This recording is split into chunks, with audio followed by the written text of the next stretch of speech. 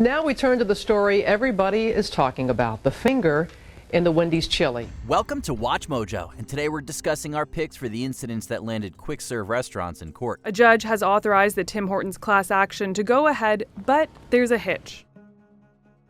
Weed Whoppers, Burger King. In 2006, New Mexico police officers Mark Landavazo and Henry Gabaldon were on duty when they decided to stop for a bite at a local Burger King. He told us how he and a fellow officer went to this Burger King in Los Lunas and got Whoppers that had secretly been filled with pot. After eating about half of their Whoppers, they noticed something unusual. The meat had been laced with marijuana.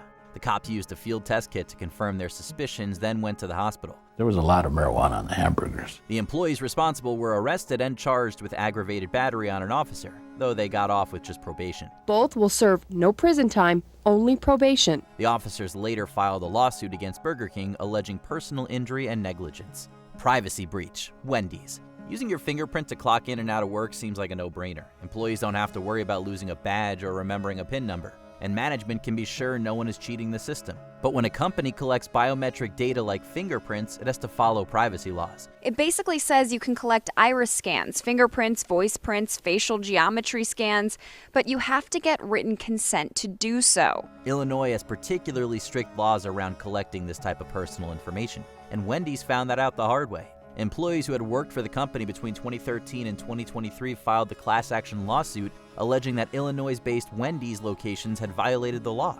The employers had failed to get written consent to collect their prints, among other oversights. Are businesses in Illinois still violating this law? Every day. Wendy's settled the suit in 2024 for over $18 million. Wage theft, Five Guys. Companies mistreating employees is nothing new, but in 2023, Five Guys was forced to pay for it. Well, each year, employers steal billions of dollars from their employees by working them off the clock or by not paying the overtime that they deserve. Simply put, it's called wage theft, and it may be affecting your paycheck. More than 2,000 employees sued the chain back in 2017 for failing to provide them with legally required breaks and forcing them to work off the clock. The lawsuit went on for years because Five Guys kept proposing settlements and judges kept rejecting them for being too low. Considering how expensive their burgers are, it's not surprising that they're stingy with their money. Finally, the fifth settlement offer was accepted, which gave about $900 in compensation to each affected employee. By the way, did you know that wage theft is the most common type of theft in the U.S. by far? Often what we see with people who come to us with wage theft cases is, I feel like my employer did this because they were confident they could get away with it. 11-inch footlong, Subway. You probably remember the super successful $5 footlong campaign, but maybe it should have been called the $5 not-quite-a-footlong. The famous Subway $5 footlong. America's made it their own. Many of your favorite regular footlongs continue to be just $5 each. After an Australian teen posted a photo to Facebook showing that his footlong was only 11 inches, lawyers raced to cash in. Local news stations had a field day visiting Subways and measuring the sandwiches on air. We were cheated. We've got 11. Yes, it is. A little over 11. Subway ultimately settled the class action lawsuit, but a judge overruled the settlement and threw out the case. The ruling said that Subway hadn't intentionally deceived its customers. Most of its footlongs really were a footlong, and they all contain the same weight of bread and toppings. Worst of all, the money from the settlement would have gone almost entirely to the lawyers, making the suit totally frivolous. Subway spokesperson says footlong is really just a trademark name and not intended as a guarantee of size. Nonetheless, the company says it will work extra hard to make all footlongs actually a foot long. Racial discrimination, Starbucks. You probably heard about the 2018 incident in which two black men were arrested at a Philadelphia Starbucks for doing nothing. Protesters calling for justice today after the arrests of two black men at this Philadelphia Starbucks on Thursday. But you might not have heard about the white regional manager, Shannon Phillips, who was fired afterward.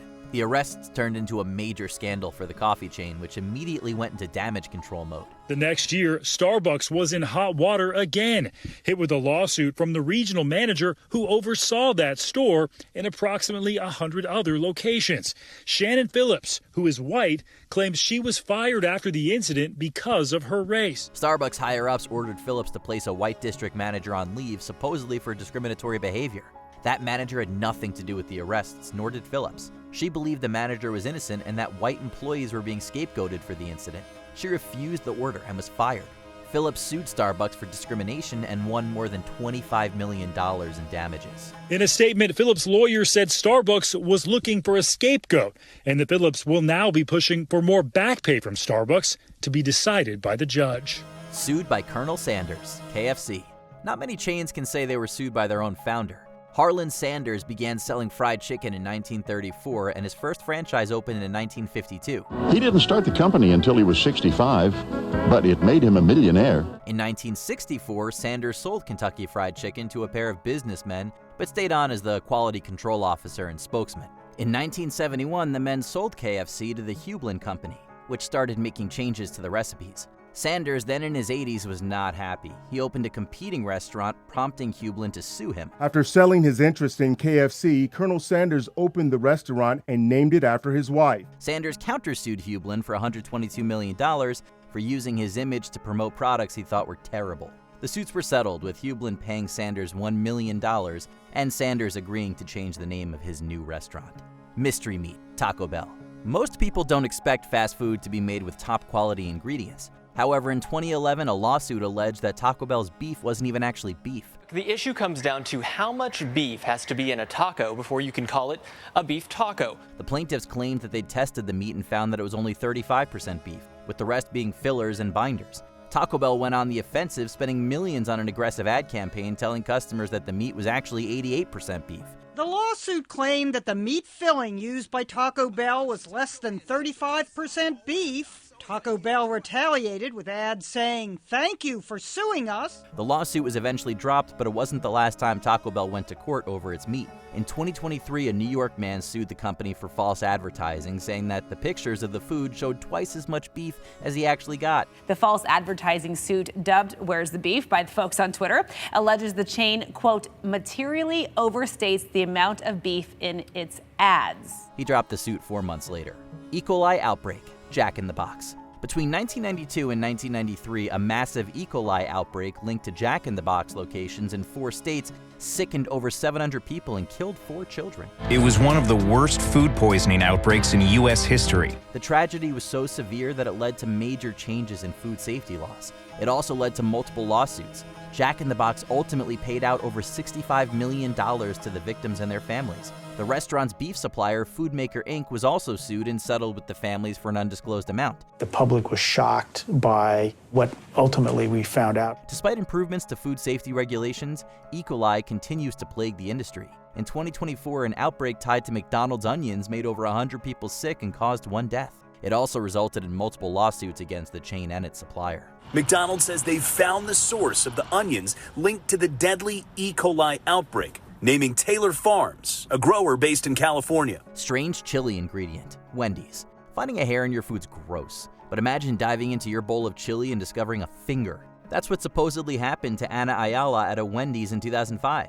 And suddenly I chew something that's kind of hard, crunchy, spit it out.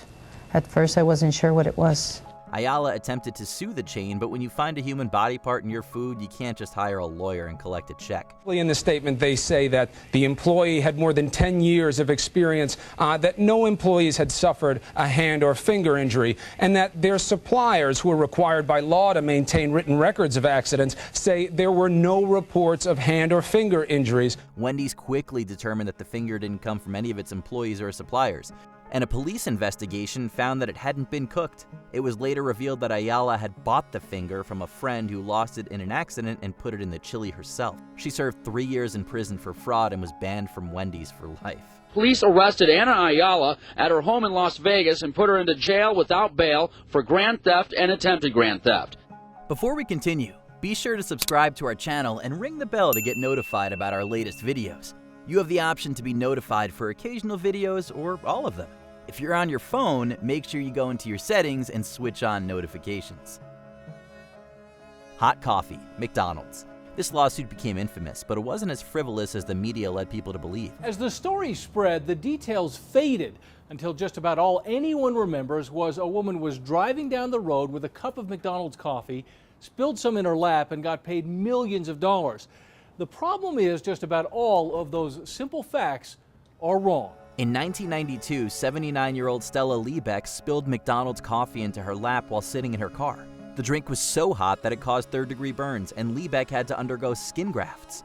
At first, she just asked the company to cover her medical bills, but McDonald's refused. They came back with an offer of what was at that point $10,000 in medical. They came back with an offer of $800. And we were just appalled. When she took them to court, a jury awarded her almost $3 million, which a judge reduced to $640,000. Amazingly, this wasn't the only time McDonald's had to pay out for causing a severe burn. In 2023, a jury awarded $800,000 to the family of a 4-year-old girl who received a second-degree burn from a McNugget.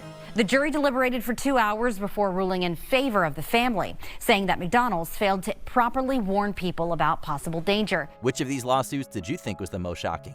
Let us know in the comments below. 2 residents of Alameda County in California have filed suit against Subway, alleging the chain doesn't use real tuna in its tuna sandwiches.